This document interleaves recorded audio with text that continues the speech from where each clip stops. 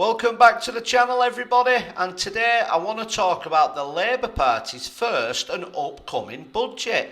And we're hearing some very worrying and, in my opinion, bogus claims coming from Rachel Reeves and the Prime Minister.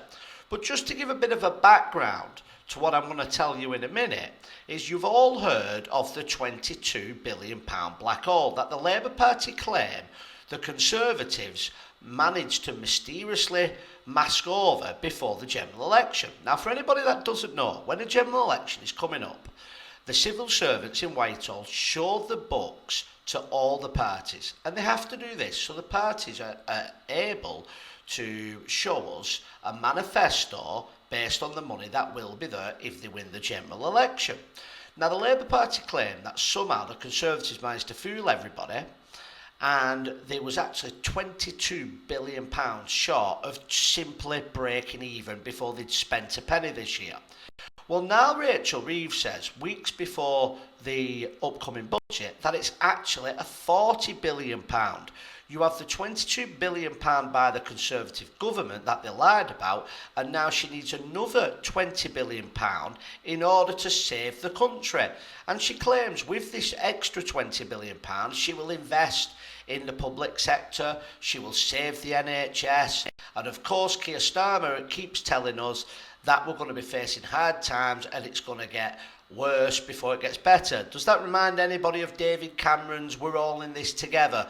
It's like we're being played a play with the same beginning and the same ending, whoever is in charge. They blame the last government, the new government come in and tell us how hard things are going to be because the last government was so bad, so we're going to have austerity to solve austerity, according to the Labour government. So the new £20 billion, we're told, is going to pay for the NHS and it's going to be paid for public services. And the other £20 billion that the Conservatives lied about is just going to keep the country running steady.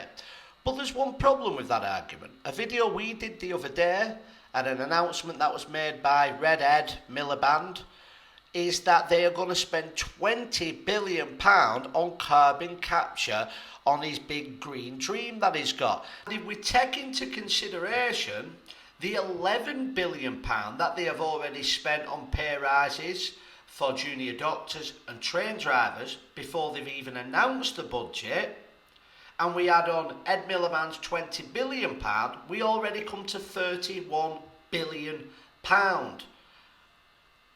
Watch this space. There will be another announcement in the upcoming weeks of another £9 billion that they have to spend. And then we will hit the golden number of £40 billion. So that tells you that the Labour government knew all the time that they was going to spend around £40 billion on carbon capture, on pay rises to civil servants and whatever is going to come next. Or it may be that those things end up more expensive. But they knew they could not tell the British public this. So the first thing they did was make up the £22 billion black hole. But that wasn't enough for the dream of carbon capture. So then they tell us that they need more money for the good old story that we're going to invest and save the NHS. We're the Labour Party, we care about the NHS and frontline services. But the problem is, no money is going to go on either one of them things. We have already had the announcement only days before. Now the problem with the government is, and the problem with the last government, they think the working class people of the United Kingdom are stupid. Because when you actually break down these numbers, it is pretty simple to see. But the truth is, most people have very busy lives and haven't got the time to look and question everything that the governments do. So the governments throw high figures out there and hope that people believe the nonsense that they're saying, or people get that immune to the amount of lies from politicians that the truth is we kind of stop caring. So what is the Labour Party planning on doing to raise this extra £20+ billion, which they claim they need for the NHS and public services? Well, we've had the biggest hint yet from Rachel Reeves and Keir Starmer. Now, you may remember, running up to the general election, Keir Starmer said he would not tax working people and he would not put up national insurance.